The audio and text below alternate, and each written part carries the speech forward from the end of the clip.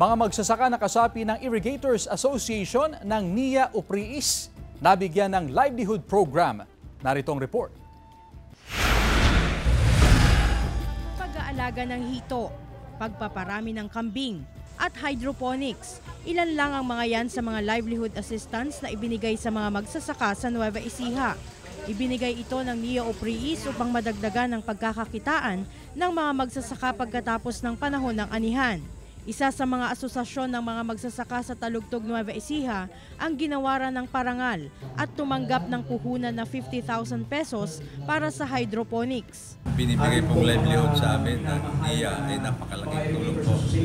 Lalong-lalo na sa aming samahan at sa aming mga pamilya. Binibigay lang ito sa mga masisipag, meaning mga outstanding Irrigators Association.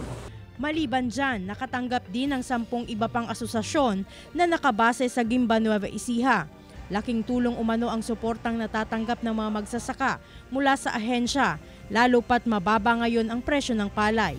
Kami napapakinabangan na po namin sa lalong-lalo na yung pagtulong namin sa aming mga kasamang mga chairman.